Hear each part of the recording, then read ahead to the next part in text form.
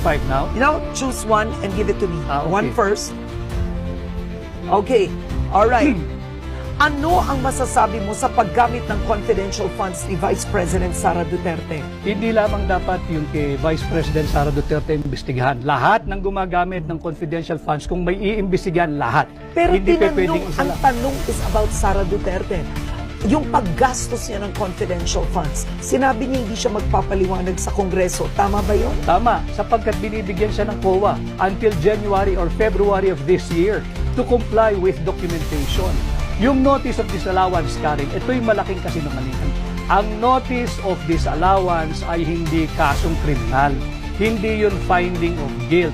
Yun ay para remedyohan mo yung mga kulang na dokumentong pinapasumiti sa'yo.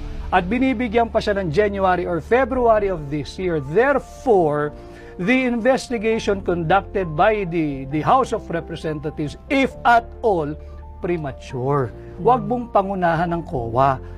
Constitutional duty ng COA yan. Article 9, Paragraph D, Section 3. So, attorney, naniniwala kang walang maling paggamit si Vice President Sara Duterte sa confidential funds? Hindi pa dapat husgahan dahil meron pa siyang period to comply. So lahat ito premature. Let COA do its job.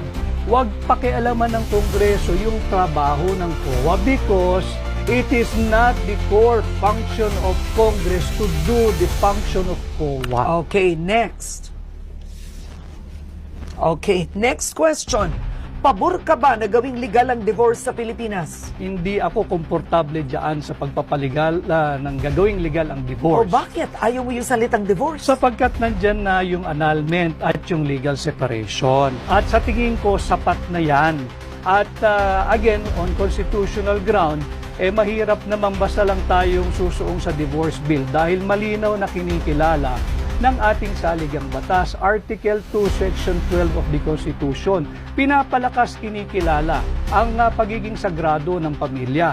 In fact, it is treated as the basic autonomous social institution na dapat palakasin. So on constitutional ground, may reservation ako sa divorce bill. Next. Yan. Okay. Paano mapapahusay ang kalidad ng edukasyon ng Pilipinas? O siguro ang tanong na lang, magkomento ka sa edukasyon ng Pilipinas ngayon at sa pagbawas ng budget. Kulelat tayo, di ba? Kulelat tayo sa math, sa reading, sa science, at sa spelling. Tapos binawasan pa ni Bongbong Marcos ang 12 billion. Lalo tayong malulubog.